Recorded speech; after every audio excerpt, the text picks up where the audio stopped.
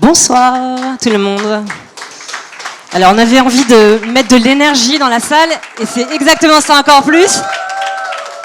Parce qu'il est tard, on a fait beaucoup de conférences tous et Patrick est là, il avait besoin de se mettre en énergie aussi. Bienvenue à la table ronde qui s'appelle « Comment lancer une start-up en 24 heures avec un grand groupe ?» On va essayer de répondre à cette question avec Patrick et on est vraiment très content de te recevoir aujourd'hui, de ta venue sur Nantes. Pour ma part, je suis Amélie André, je travaille chez Sodero, un capital investisseur, et fondatrice de Novapulse, une filiale qui accompagne des dirigeants dans leur 0 to 0,5, plus que le 0 to 1. Alors, Patrick, environ 52 ans, aujourd'hui il est environ 60. Ça veut dire que tu as de la maturité pour transmettre. Il est fondateur de Corporate Startup Studio qui s'appelle 3-2-1. Il est connu plutôt pour sa vie d'avant pour l'instant, parce que c'est une personnalité emblématique de la tech. Et notamment, il a créé une entreprise, une belle aventure entrepreneuriale d'une dizaine d'années environ, qui s'appelait Wengo, et qui a été vendue au groupe Vivendi. La coopération, c'est quelque chose que tu aimes bien aussi, donc redonner dans les territoires, transmettre à des entrepreneurs. Tu es toi-même business angel, donc tu accompagnes des entrepreneurs en tant qu'investisseur, mais forcément en tant que mentor, dans leur 0 to 1. Donc c'est de ça qu'on va parler aujourd'hui. Donc Patrick, au-delà de cette petite biographie que je viens de faire, si tu as envie de rajouter un qui tu es plus que qu'est-ce que tu as fait, tu peux y aller et on enchaînera après. Bon, ravi d'être là. Soyons le plus interactifs possible. Il est 17h, tout le monde est un peu fatigué. Donc tu as commencé avec les 52 ans pour plomber l'ambiance. En quelques mots, la seule chose peut-être en philosophie entrepreneuriale et qui aide à prendre des décisions pour partager en intro, moi je me dis toujours que la vie est courte. Alors je plombe un peu l'ambiance, mais du coup, chaque demi-journée qui passe, elle doit être exceptionnelle. Et donc du coup, quand il y a des décisions difficiles à prendre en tant qu'entrepreneur, est-ce que je vais à droite, est-ce que je vais à gauche, est-ce que je licencie telle personne, est-ce que je fais... Bon, mon parti pris, c'est que je dois tout faire pour en sorte que le lendemain soit encore meilleur et essayer de ne pas traîner dans les décisions et de profiter de chacun des instants présents. Donc c'est un peu une philosophie de vie, mais qui s'applique également au boulot et qui aide, quand on a des décisions difficiles à prendre, à se dire la décision, je vais la prendre, je vais l'assumer, ça sera encore plus beau demain matin, et faisons en sorte que collectivement, avec l'équipe, on arrive à partager cette dynamique. Donc voilà, c'est juste un petit mot en termes de ligne directrice. Et sur le parcours, effectivement, le passé, donc de 2006 à 2017, pendant 11 ans, avec 4 associés, on avait créé une marketplace. On mettait en relation des particuliers avec des professionnels. En 2006, il y en a peut-être qui n'étaient pas nés ici, mais bon, le web était encore timide. Et on a cru que notre idée était tellement puissante qu'elle allait s'imposer, comme souvent quand on est entrepreneur. Et on pensait que, par exemple, quand quelqu'un en France, en 2006, aurait besoin d'un avocat, d'un prof de maths, il allait sur notre site, être mis en relation avec un pro, et que nous, on prenait une commission d'intermédiation, soit pour le mettre en relation immédiatement à distance, soit de la prise de rendez-vous. Grosso modo, on a lancé cette activité. On était financé par Vintech, fonds d'investissement, et un corporate qui avait mis un ticket, 9 CGTL à l'époque. Et les 18 premiers mois, chaque board, c'était pour expliquer que rien ne marchait, que le BP disait quelque chose et que le chiffre d'affaires était toujours à zéro. Voilà, des petites anecdotes. C'est juste, on a même eu un board, on leur a proposé même d'arrêter parce qu'on s'est dit on n'a pas envie de foutre tout l'argent en l'air. Et c'est là où, quand on a des investisseurs un peu magiques, on a des moments un peu fondateurs, notamment quand ils nous avaient dit « Ok, c'est bon, c'est la merde, retournez bosser ». Et on s'est dit quelle chance on a d'avoir des investisseurs qui nous disent pas arrêtez, virez les 5 personnes de l'équipe ou autre. Et ça nous a redonné une énergie dingue pour repartir au combat. Et de fil en aiguille, je vous la fais courte, mais cette boîte, au bout de 12 ans, on faisait 50 millions d'euros de volume d'affaires, on était en 9 pays européens, on était rentable, on avait 260 collaborateurs. Voilà, Vivendi a repris la main sur la boîte en 2017 et moi j'ai quitté en 2017 pour expliquer le passé. Très bien, intéressant. Tu as donc eu Vincent Bolloré à ton board à un moment donné alors. On a eu l'époque Jean-Bernard Lévy, président de Vivendi, qui était à notre board. Et un jour, il y a Monsieur Bolloré qui est arrivé à la tête de Vivendi. Il s'est un peu imposé. Et on l'a eu pendant 2 ans, la présidente du board. Qu'on aime ou qu'on n'aime pas, ça a été quand même un moment assez dingue. On avait des rendez-vous tous les 2 mois où David, mon associé, allait le voir. Et en gros, on avait le droit à 2 slides. Ça durait 20 minutes. Et il se souvenait de tout ce qu'on avait dit il y a 1 an, alors qu'il gérait Canal+, Universal et compagnie. Une grande fidélité et toujours cette question de dire comment je peux vous aider à faire plus grand. Et on sentait qu'on n'avait pas de limite, quoi. Et à un moment, de fil en aiguille, je ne pouvais pas citer. On a cité le nom d'une boîte que vous connaissez tous, qui était 50 fois plus grande que nous, et il nous a dit mais pourquoi on ne va pas les racheter? Et on a passé 3 mois à auditer avec un cabinet de conseil en 3 lettres. Pour voir si on pouvait racheter cette boîte-là. Voilà, c'est des moments aussi, c'est des gens qui pensent un peu grand, qui dynamisent, et on se rend compte que le champ du possible, c'est nous qui nous mettons nos propres limites. Et c'est sympa quand il y a quelqu'un qui rappelle qu'on peut voir 10 fois plus grand et qu'on est capable de le faire. Un beau premier 0 to 1. Ensuite, dans tes fulgurances, justement, dans tes prises de décision, en 2019, tu décides de fonder 3 de 1. Donc pourquoi 3 de 1? Et c'est qui 3 de 1? Alors je vais vous expliquer ce qu'on fait. Donc je quitte cette première aventure en 2017, mes associés restent. De nouveau parce que je me dis que la vie est courte et que j'ai l'impression de tourner en rond. Et je me dis je vais partir. Je ne sais pas ce que je vais faire, aucune idée, mais je vais partir. Et j'intervenais dans des cours à l'INSEAD en executive programme. Et à chaque fois j'avais les boards de boîtes du CAC 40, Danone, L'Oréal et compagnie. Et je leur racontais juste mon aventure entrepreneuriale, mais à la fin de chaque intervention, ils venaient me voir en disant « Patrick, comment vous pouvez nous aider sur le digital ?» Et j'avais pas envie de faire un cabinet de conseil, j'avais pas envie de faire une agence. Donc je leur disais « on peut prendre un café, mais au-delà de ça, j'ai pas trop envie. » Et en fait, le point de départ, c'est que je me disais quand même, tous ces groupes-là, quand j'étais entrepreneur, quand on est un petit entrepreneur ou un moyen entrepreneur, on rêve d'avoir 1% du réseau de distribution de La Poste, de BNP, de je sais pas quoi, d'une banque. On se dit, tiens, si on avait ça, juste 0,1% pour faire connaître mes produits, si j'avais la notoriété de la marque d'une de ces boîtes, si j'avais bien évidemment son effectif, son argent, un petit bout de tout ça, je pourrais peut-être en faire un truc bien. Et je me disais, eux, avec tous les moyens qu'ils ont, c'est quand même dingue qu'il n'y ait pas des actifs tech incroyables qui en sortent. Donc j'avais cette espèce de dualité en me disant ils ont des forces incroyables mais ça ne marche pas.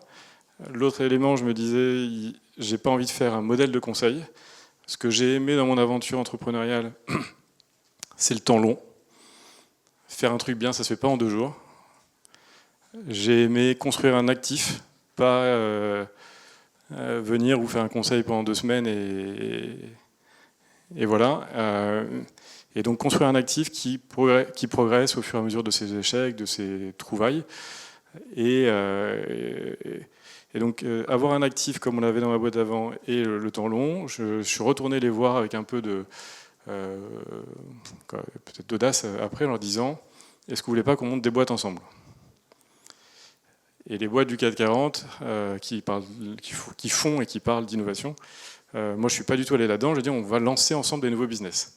Et on va essayer de trouver un modèle où on va prendre cette espèce d'ADN entrepreneurial et on va faire aucun compromis. Et on pourra revenir sur quoi.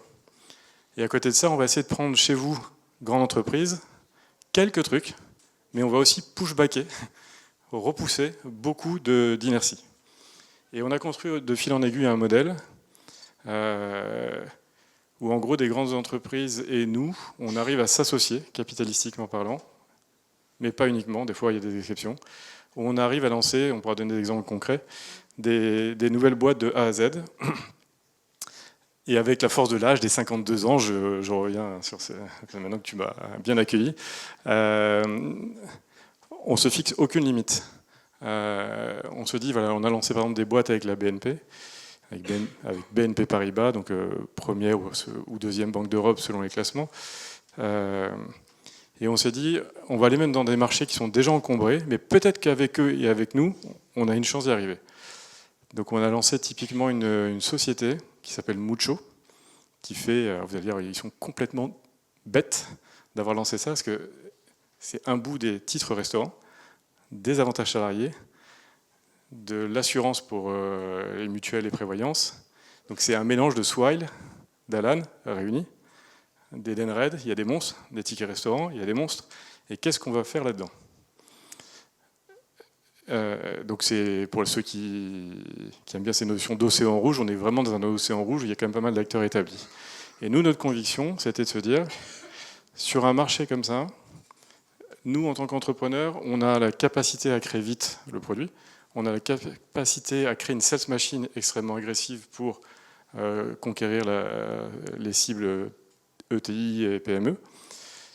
Et la BNP apporte toutes les briques de réassurance. Et donc pendant 2 ans, l'accord qu'on a avec eux, un peu moins, 18 mois, on a développé ça, on a recruté une vingtaine de personnes. Il y a des fondateurs qui sont des serial entrepreneurs qui sont à la tête de cette boîte.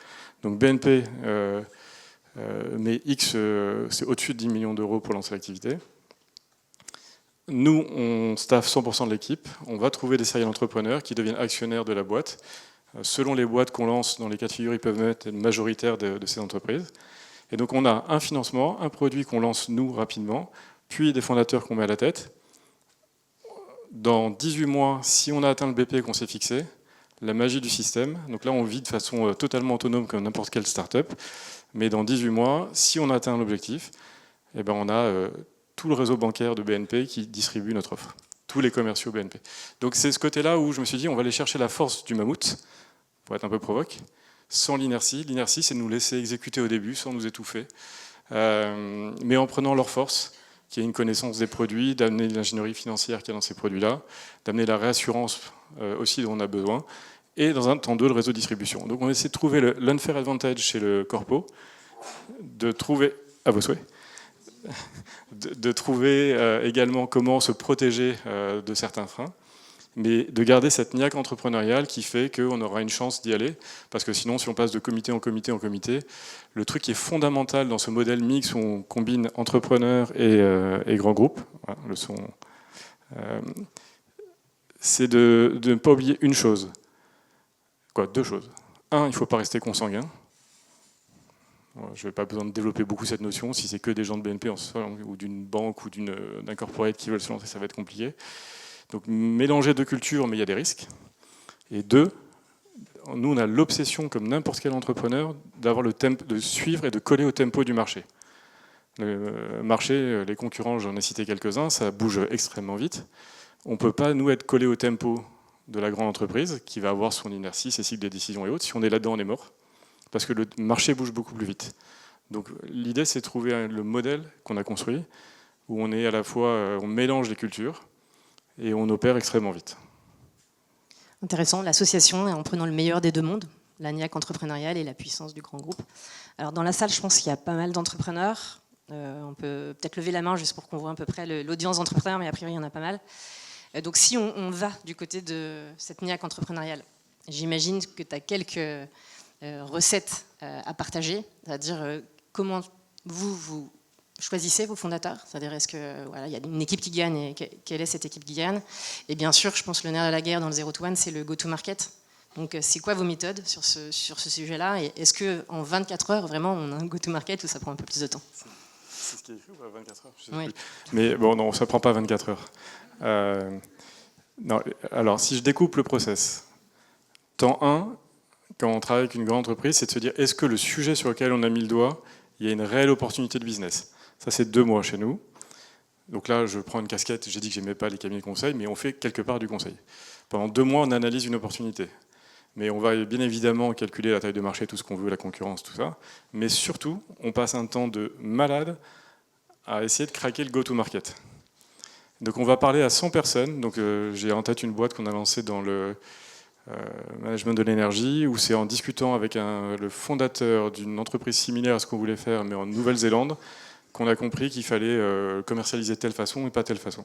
Donc dans ces 100 entretiens qu'on va mener, on va parler à des fonds d'investissement, on va parler à des anciens salariés des boîtes, aux salariés, qu'aux anciens salariés. On va parler à des concurrents, mais on disclose totalement qu'on est en train de travailler là-dessus, qu'on ne fait pas du tout des coups tordus. Notre réputation, c'est ce qui nous fera tenir dans la durée. Et on essaie de comprendre les petits tricks, les petits signaux faibles que peut-être d'autres ne voient pas. Mais nous, on sait que si on sait, avant de se lancer, comment on va prendre le marché, ça va éviter l'erreur que j'avais dans ma boîte d'avant. On a mis 18 mois à faire 1 euro de chiffre d'affaires. Donc c'est le trauma de ce truc-là qui nous motive à essayer de craquer le go-to-market avant de se lancer. Alors, en tout cas, on a une conviction, mais ça change deux choses. Une fois qu'on a défini ce go-to-market, avant de se lancer, ça va changer les profils qu'on va recruter et le BP. Donc ça a des impacts forts en amont. Donc ça, c'est les 2 premiers mois. Et il est arrivé avec une des boîtes avec qui on a discuté, qui était venue nous voir en disant « Bonjour, on veut lancer ça ». Nous, on leur a dit si tu cherches une SS2I autre, je te donne les coordonnées de copains, mais nous, on ne sait pas faire ça. Et on a dit nous, on a besoin de se réapproprier l'idée et de la rechallenger. Et on est arrivé à la conclusion au bout des 2 mois, nous, que c'était des red flags partout. C'est un sujet dans la PropTech, l'immobilier. Et on leur expliquait que nous, on était, même au bout de 2 mois où ils nous ont payé pour cette étude, que voilà, nous, on ne partait pas sur le sujet. Pourquoi ? Parce que je reviens sur le temps long.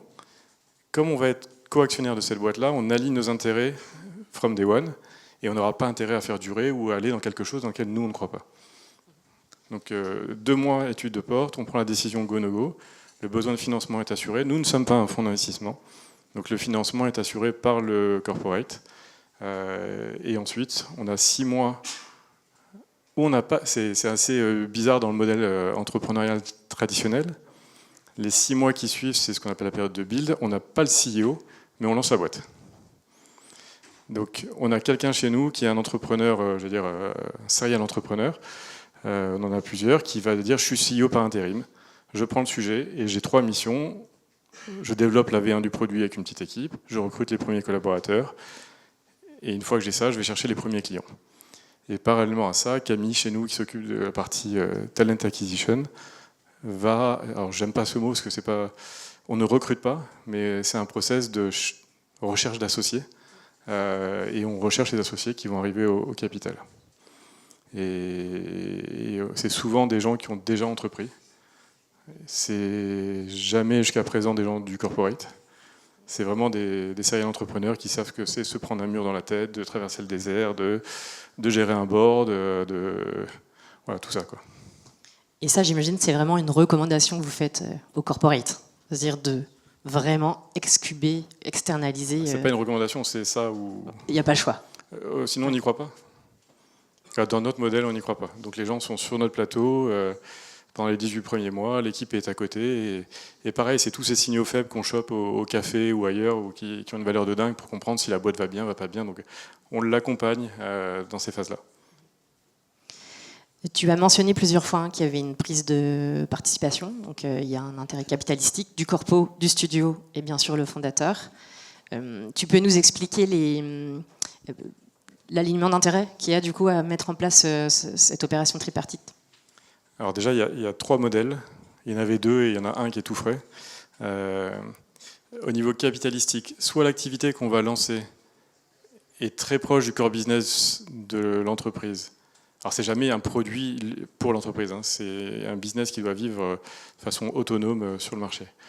Et que le corporate en question, c'est tellement stratégique et qu'il a la capacité de financement, je vais être transparent, la Captable, la table de capitalisation, il a 60%, les fondateurs ont 20%, on a 20%.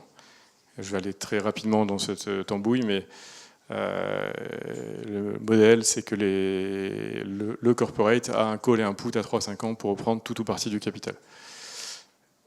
Le cas où l'activité est plus éloignée, je vais vous donner un autre exemple. Alors, avec le PMU, on a lancé une société qui s'appelle Stables. Ça, c'est assez rigolo. Juste pour montrer comment ça se passe, ce genre de naissance de collaboration. La présidente du PMU, Emmanuelle, elle doit avoir 37 ans maintenant. Une femme incroyable. Elle est allée voir un peu son parcours et sa bio. Et elle gère une boîte qui fait 10 milliards de volume d'encaissement pour 840 millions d'EBIT. Des commentaires, il y en a qui font plus. Et elle n'a pas 52 ans. Et elle vient nous voir en disant, c'était il y a 2 ans, elle dit voilà, nous le PMU, on observe Sorare. Vous connaissez Sorare, c'est cette boîte qui a fédéré tous les passionnés de joueurs de foot, où ils achètent la carte Panini de Mbappé et la valeur va varier en fonction de la performance du joueur. J'essaie de faire simple, mais tous les passionnés de foot se sont pris à ce jeu qui est Sorare. Sorare a négocié les droits un peu après avec la NBA aux États-Unis. Ah, ils vont faire pareil avec le basket. Qu'est-ce qui se passe si eux ou quelqu'un d'autre font ça dans le sport hippique? Celui qui aura la main sur la communauté de tous les passionnés de joueurs hippiques, si quelqu'un met la main dessus, est-ce qu'il n'y aura pas une sorte de dépendance côté PMU? Probablement, d'autant plus que les directives européennes vont progressivement permettre de plus en plus d'aller vers du pari sous différentes formes. Donc elle me dit, qu'est-ce qu'on fait? Je vous la fais courte, on a lancé le Sorare dans le milieu hippique, qui s'appelle Stables. Donc je suis propriétaire d'un cheval que j'ai acheté sur Stables. C'est un cheval qui existe dans la vie réelle, et je vais expliquer la magie du système. Je regarde le temps, on est à peu près bon. Mais pour que vous compreniez la force du modèle. Je suis propriétaire d'un cheval qui s'appelle J'accélère. À manque de bol, il n'accélère pas du tout, mais il s'appelle J'accélère. Donc, la valeur de mon cheval dont je suis propriétaire varie en fonction des courses réelles auxquelles il participe dans les hippodromes, mais aussi, moi je l'inscris, c'est un jeu de stratégie, à des courses sur Stables. Je lui donne du foin, des fers comme ça et compagnie, et il performe ou pas selon mes choix stratégiques. Donc mon actif évolue dans le temps, et c'est un NFT, c'est de la crypto, tout ça, mais c'est accessible pour tout le monde. Donc c'est la même chose que Sorare. Et ce jeu-là, on l'a lancé, donc, le jour où on l'a lancé, on a encaissé 700 000 € en 48 heures, parce que tous les chevaux ont été achetés. C'était un moment dingue de voir que tout est parti, radia total. Imaginons 2 secondes, je vous fais la même histoire. Ça, on l'a lancé avec le PMU, qui est coactionnaire minoritaire de cette structure. 51% appartiennent à la team fondateur, et nous, on a 20 et quelques %. Si j'avais lancé cette boîte tout seul avec l'un d'entre vous, avec mademoiselle, on serait allés tous les deux voir tous les propriétaires de chevaux en France et leur dire « Tu veux pas mettre J'accélère sur ma plateforme NFT ?» Autant dire que le go-to-market n'existe pas. Donc je reviens sur cette notion de go-to-market. Allez voir tous les propriétaires de chevaux qui en ont rien à foutre d'Internet, ils n'ont qu'une préoccupation, c'est nourrir bien leur cheval, l'entraîner et lui faire gagner des courses. Il n'y a pas de go-to-market. Maintenant, on a PMU dans le capital. PMU dans le capital égale une lettre des manuels. Je cède les droits sur l'ensemble des chevaux dans le cadre de l'exploitation de pour Stables. On a la main sur 100% des chevaux français. Propriété intellectuelle. Là. Donc l'actif stratégique qu'apporte le PMU, c'est celui-ci. Et nous, on a créé la plateforme, l'écosystème. On a recruté une équipe la moitié est à Paris, l'autre moitié est en Espagne, l'autre moitié est à Beyrouth, de serial entrepreneurs de brut, qui arrivent à exécuter de façon assez redoutable. On est passé de 0 participation à 240 000 par mois sur Stables en termes de courses. Attendez, je regarde si j'ai le droit d'annoncer. Non. Et Stables va ouvrir dans un nouveau très grand pays dans quelques semaines. Donc là, on va avoir un reach international qui se développe. Voilà. Tu as à l'inverse un contre-exemple d'une coopération non réussie, mal accompagnée, ou en tout cas, il y a eu un vrai échec? Que nous, on a réalisé, oui, il y a des tentatives qui n'ont pas... Non, si, j'en ai 2, mais on essaie de finir par le haut. Une boîte de région rennaise,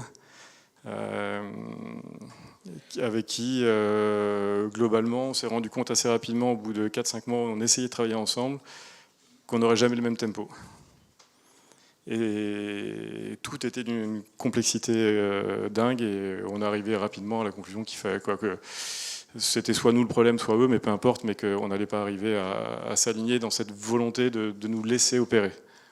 Une deuxième, on a lancé une Legal Tech avec un grand cabinet d'avocats français qui permet de... C'est une plateforme où, si vous êtes entrepreneur, vous mettez tous vos contrats dessus.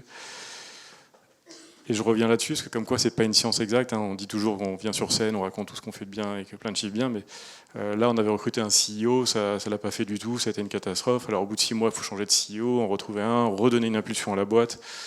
Une fois que le truc il part pas bien, c'est compliqué. On a perdu du temps, donc de l'argent, et donc du coup on avait un produit, quelques clients, et notre partenaire en question n'était pas prêt à remettre pour... Et c'est au moment où les marchés sont un peu retournés. Donc le financement était très... ça piquait.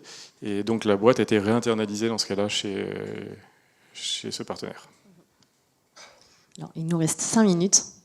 Je sais que tu prends des positions sur les réseaux sociaux, tu es plutôt influenceur sur certains sujets. Aujourd'hui, dans le contexte géopolitique que l'on connaît, l'Amérique, la Chine, l'Europe, et même le contexte économique, je ne pense pas que l'innovation ait vraiment le vent en poupe. Donc j'aimerais te demander la tendance dans les grands groupes de prendre ce sujet vraiment à bras-le-corps. Est-ce qu'elle est plutôt bonne ou est-ce que ça va être compliqué là, dans les mois qui viennent? Bon, il y a des gens des grands groupes aussi peut-être ici, mais en fait il y a deux questions. Il y a la question géopolitique, place de la France. Place de la France ou de l'Europe. Et innovation, grand groupe France conjoncturel. Je vais aller sur la deuxième d'abord. Ça fait 6 mois, moi en septembre, j'ai réuni toute l'équipe au retour de vacances et je leur ai dit Winter is coming.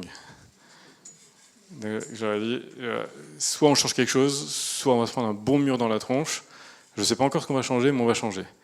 Et pourquoi? Parce que dans notre modèle, aller voir un grand groupe, les gars, tu vas pas me filer 10 millions, on va lancer une boîte ensemble et ça va bien se passer. C'était plus du tout dans leur ordre du jour d'avoir ce genre de discours. Globalement, tout le CAC 40, on les connaît beaucoup très bien. Et on voyait que c'était plus du tout leur préoccupation, c'est on sert, le gouvernement on ne sait plus où il est, les tensions économiques, les résultats de l'entreprise, donc prudence légitime. Donc nous on a ajusté un peu le positionnement de 3-2-1 en élargissant un peu l'offre, en acceptant, c'est pour ça que je reviens sur les modèles économiques, de le faire soit en étant nous majoritaires, soit minoritaires dans le capital, soit dans un temps très limité dans le temps, de commencer à apprendre à se connaître sur un truc moins engageant, en gros qu'avec des fees. Donc on accepte de le faire maintenant, ce qu'on ne faisait pas avant. Pourquoi? Parce qu'on pense que il faut tenir compte du marché, de la conjoncture, on est sur un modèle qui est compliqué, donc on va y revenir. Mais là, en ce moment, c'est de se dire, on reste sur notre idée, mais les gens, ils veulent pas de ça. Donc là, on évolue là-dessus.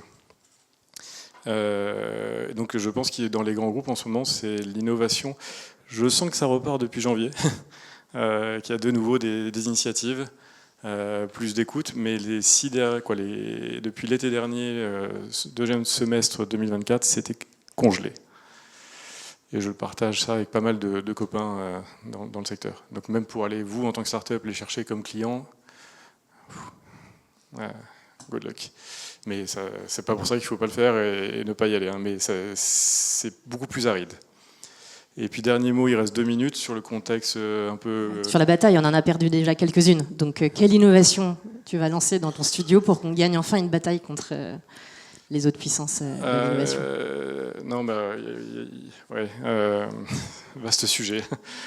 Je crois qu'on aurait pu parler 2 heures au moins avec toi. Ouais, non, mais là tout le monde en a ras-le-bol et est fatigué, donc on essaie d'aller le plus cash possible. Non, il y a les États-Unis qui se bougent comme des fous, les Chinois qui dégainent partout, et nous, on regarde et on va faire des events là. Bon, non, mais je parle pas d'ici. Hein. Oh là là, je vais me faire détruire par la team. Non, ici ça déchire. Non, mais il y a des trucs sur l'IA qui monopolisent tout le monde, qui sont très bien. Il faut le faire, il faut se battre. Mais en fait, moi j'ai une conviction depuis qui date pas d'hier, qui a rien à voir avec le 0 to 1. Je regarde les yeux. Non, qui est depuis que j'ai commencé à bosser. En gros, je n'attends rien des politiques. Je me dis, c'est des initiatives privées qui doivent faire bouger les choses. Et alors, c'est pas très politiquement correct. Donc, du coup, ce que j'essaie de faire, c'est de réunir 2-3 acteurs corporate, et les mettre dans la même salle, mais au niveau CEO, et leur dire, écoutez les gars, ce projet, on est en train d'en shortlister un dans l'éducation, un autre dans l'énergie, et peut-être un troisième, et leur dire, voilà, ça, mais mettez chacun 8 millions, et on peut essayer de faire à l'échelle européenne un truc. Et on ne va pas attendre que d'aligner 100% des planètes au niveau européen. En tout cas, moi, je ne sais pas faire ça. Donc j'essaie de faire ce que je sais faire, c'est de trouver des gens capables de prendre un peu de risques, de les fédérer, mais qu'on essaie de faire... Nous, l'obsession qu'on a au sein de 3-2-1, c'est d'essayer de faire des tech champions à l'échelle européenne. Et franchement, pourquoi on n'y arriverait pas? On a bien vu des exemples, quoi. Penny Lane, je ne sais plus s'il est encore là, Hugo, mais il y a des mammouths en face, il a cité notamment quelques Allemands et autres. Il n'y a pas de raison qu'on n'aille pas les bouffer, quoi. Enfin, franchement, on a tout pour. Mais à un moment, ça ne peut venir que d'une impulsion privée, peut-être un peu plus forte si on se met à 2 ou 3. Il y a des petits consortiums, des petites JV qui peuvent avoir du sens. Et c'est ce qu'on va essayer de créer là. Et les thématiques, c'est... Voilà, il y a quelques sujets sympathiques. Oh là là, l'iPad nous dit qu'on est... Nous avons atteint les 30 minutes de conférence. On est triste, évidemment. Merci beaucoup pour tout ce que tu fais pour l'écosystème tech et l'innovation. Et merci à tout le monde.